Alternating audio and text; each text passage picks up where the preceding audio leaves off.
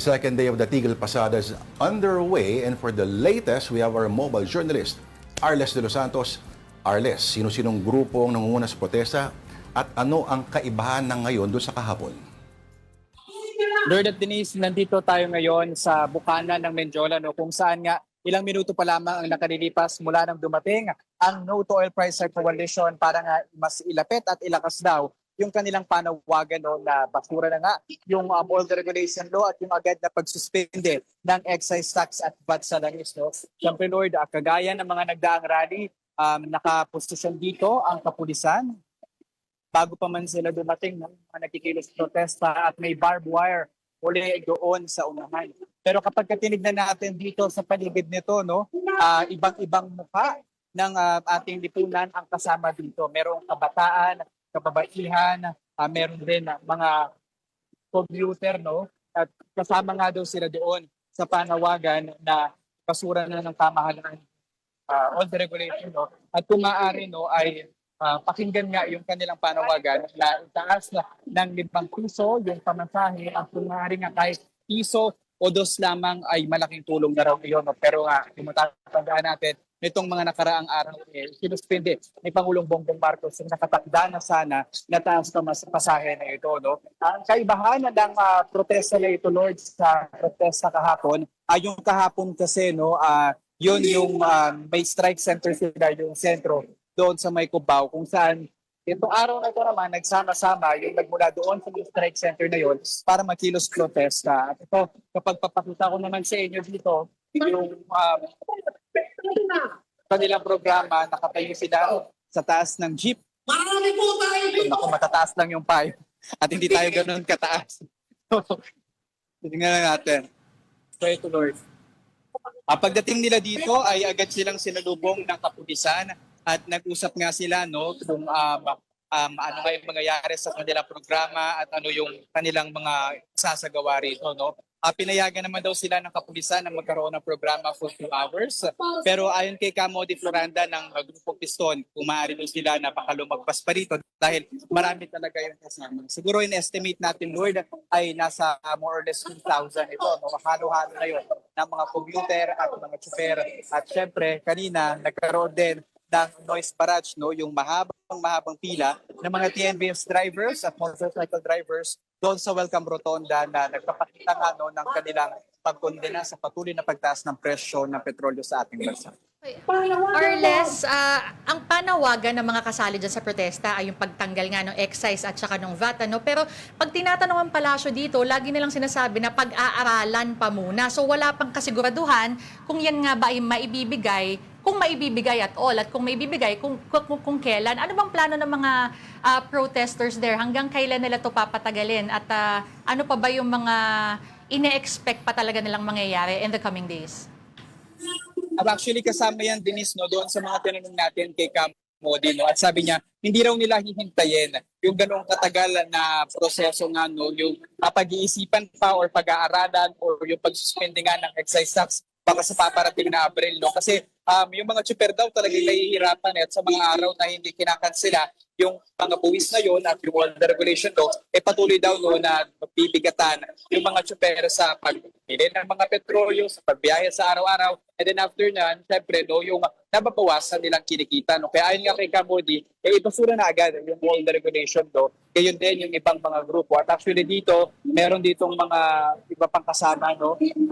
Kasama rin sa kanilang panawagan yung sahod itaas, and then tanggalin and suspend VAT and yung pork barrel ni Martin Jr., bilaan sa ayuda, and then ayuda para sa tsuper at maliliit na mga operator. Though meron naman na yan sa ngayon, no? Pero sa computation kasi natin, humigit kumulang 2 araw lamang nila yung magagamit dahil papasok lamang na balita kanina, no? Posibleng ang pumalo pa ng 150 pesos ang presyo ng kada litro ng diesel sa paparating dito. Arles, okay, pansin namin parang marami ring kasali dyan na mga bata o mga estudyanteng miyembro ng mga progresibong grupo kung ibabase sa kanilang mga bandila at placards. Ano? Pakwento sa atin ng gaano ba karami mga estudyanteng kasali dyan? Lord, hindi pa natin nakukuha yung eksaktong bilang pero marami din yung kasama dito, no? Doon nga sa humigit kumulang 1 oras nating paglalakad, talagang halo-halo, no? At malalakas yung kanilang sinisigaw. At dito, stretch dito, and then doon sa may gilid pa, doon sa bahagi na yun, marami talaga. And then yung mga nakaipon dito para sa protesta, nandun naman ang nangyari yung programa, no? Yan hanggang doon, meron pa dito mga linya ng mga jeepney driver hanggang doon sa may dulo. At kasama nga sa mga nanguna dito ay yung grupong Piston. Alright. Ang seguridad naman, Arles, gaano karami o patingin kung kaya na ibaling ang camera doon sa mga pulis na nagbabantay? Pulis. Okay, dito tayo sa kabila. Tayo dito sa kabila. So ito yung iba nakaupo na dito sa may lapag Lord. May kanya-kanyang mga baon. Ito yung mga kaanak ng mga tsuper. At yung mga tsuper mismo, no, halo-halo na talaga sila rito. Subukan natin lumapit pa rito, okay? Ito yung mismo tablado nila. O dito sa may bahaging to. Ito yung mga pulis. Makikiraan lamang po. Lapit tayo. Hindi naman tayo sigurado aawayin dito. Yeah. Pero mula doon, sa haba na yung Lord, then dito, patungo, pulis, then may barbed wire, then yung bukana ng Menjola. No? Blue na trapal sa construction na parang hindi matapos-tapos. Ilang taon na yan. And then yung mga barbed wire. And then ito lang, yung tablado rito. Okay, Arles, I'm sure madami ka nang nakausap dyan, ano? Ano nga ba yung talagang nag-stand out ng mga kwento nila? And kamusta yung moral nila dyan? Kamusta yung moral ng mga protesters dyan? Whether they are, going through... Kala ko ng mga pulis. Ay, ng mga pulis. Pwede rin naman. Pwede silang kamustahin, ano? Pero, yeah, ano yung mga kwentong nadidinig mo dyan, Arles? So far, Denise, yung maliit talaga pa rin, no, na kinikita nila, ayun pa rin talaga yung idinadaing nila. Yung iba, second day na nga nila na mag-strike at walang kinikita pero titiisin daw nila yon. Hoping nga na marinig sila. Though may progreso na nga yung pagpirma ng emergency powers sa Pangulo. Hindi pa naman sigurado kung kailan ito talaga mapatutupad. And then, yung susunod naman, kung gaano daw sila katagal na maghihintay. No? Subukan natin makahingi ng pareham dito kasi ito sila tatay dito. Nag-interview ulit tayo, no? Medyo masikip lamang. Tay, excuse me po, pwede po kayong ma-interview tayo, mabilis lang.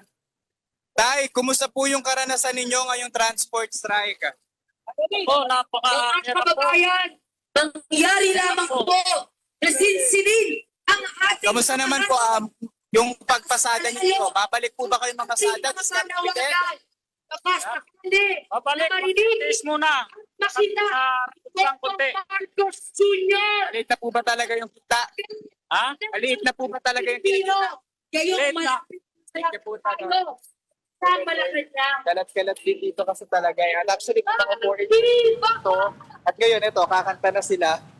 Tumisiksik lang tayo sa mga pinakamaliliit na gap dito. Pero marami rin naman talaga tao. But actually, kung kukumpara nga natin doon sa protesta last week to, parang mas madami na nga talaga ngayong linggo compared to last week. Sa pagkakaalam mo ba, Arles, magtutuloy-tuloy pa ang mga kilos protesta na yan hanggang sa susunod na linggo?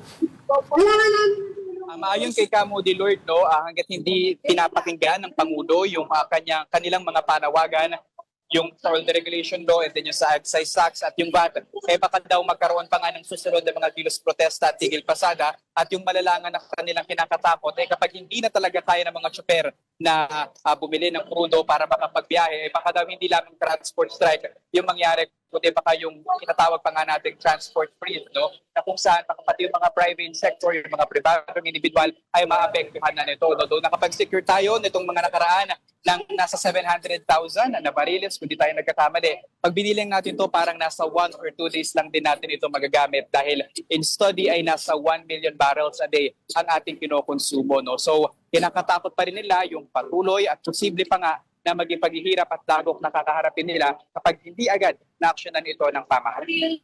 Ang pisikal na mga katawan na nasa mga daanan sa kalsada, yan ang hindi matutumbasan ng social media kahit kailan. Maraming salamat sa iyo, Mobile Journal, Arles de Los Santos. Mag-ingat ka, Arles. Happy weekend.